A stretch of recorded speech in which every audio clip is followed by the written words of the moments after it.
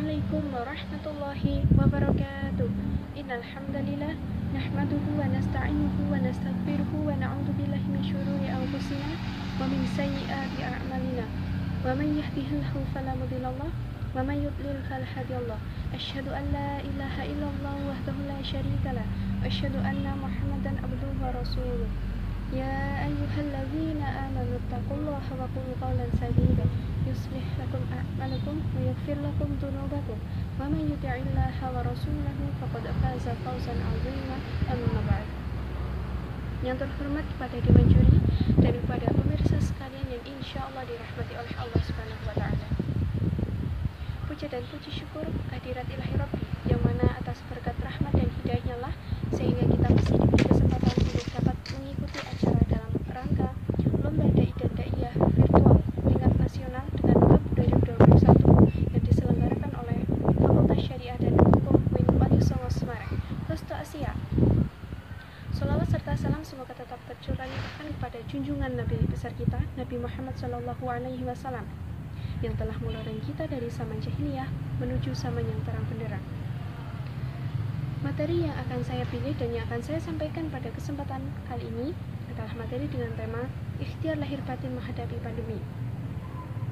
Pemirsa yang insya Allah dirahmati oleh Allah Subhanahu wa taala, penyebaran wabah ini adalah suatu fakta yang harus bisa kita sikapi bersama.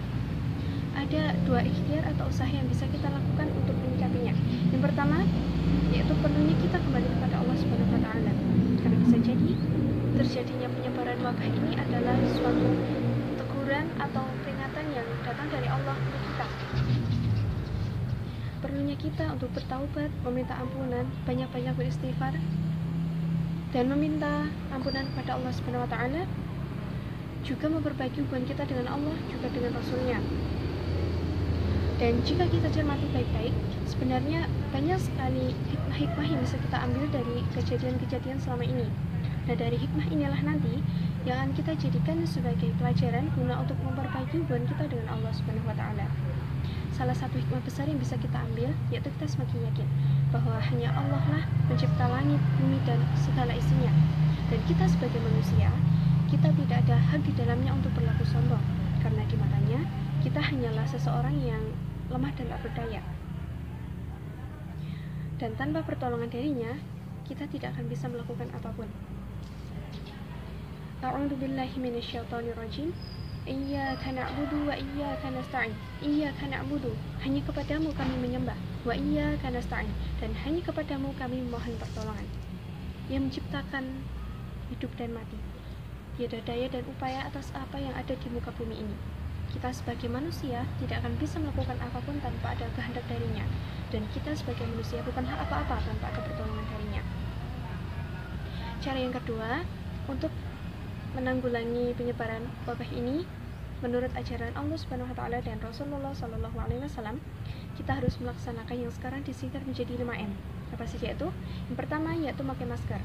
Kita harus pakai masker saat kita sedang bepergian atau kita sedang berkerumun dengan orang banyak.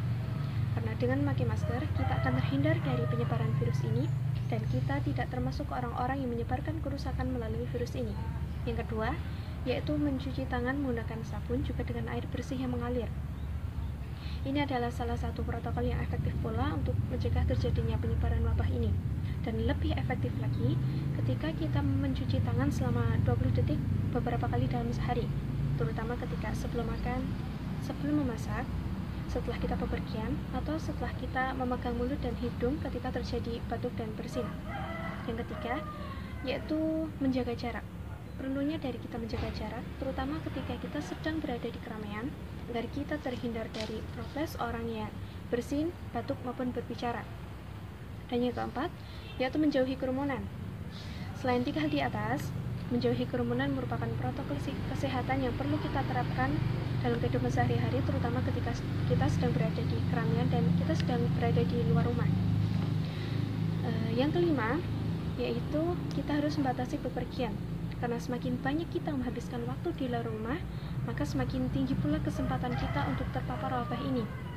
Oleh karena itu, jika tidak ada kepentingan yang mendadak ataupun tidak ada kepentingan yang mendesak, lebih baik tetap bertahan di rumah saja. Semoga dengan ikhtiar kita ini, pandemi akan segera berakhir dan kita bisa melaksanakan kegiatan rutin seperti biasanya. Dan jika ada saudara, tetangga, atau siapapun saja yang meninggal terkena wabah ini, itu sudah merupakan takdir dan sudah Allah gariskan kematiannya di sana. Kita yang bisa berdoa, semoga mereka ditempatkan di sisi Allah Subhanahu wa taala dan diampuni segala dosa-dosanya. Dan tugas kita sebagai manusia yang masih hidup di muka bumi ini, perlunya dari kita untuk memperbaiki diri, memetaskan diri, dan saling berlomba-lomba dalam berbuat kebaikan. Karena kita tidak tahu kapan ajal akan menjemput kita, karena ajal tidak mengenal waktu maupun usia. Demikianlah kiranya materi yang bisa saya sampaikan pada kesempatan kali ini, dan karena batasan durasi waktu, saya tidak bisa menyampaikan semuanya secara keseluruhan dan secara detail. Semoga bermanfaat dan mohon maaf apabila ada kesalahan serta kekurangan saya dalam menyampaikan, karena itu adalah salah satu ketidaksempurnaan saya sebagai manusia, dan jika ada benarnya, itu datangnya hanya dari Allah Subhanahu wa taala. Baik, bisa saya cukupkan. Subhanakallahumma wa bihamdika, asyhadu an la ilaha illa anta, astaghfiruka wa atubu ilaik. Billahi taufiq wal hidayah, wa ridha wal inayah. Wassalamualaikum warahmatullahi wabarakatuh.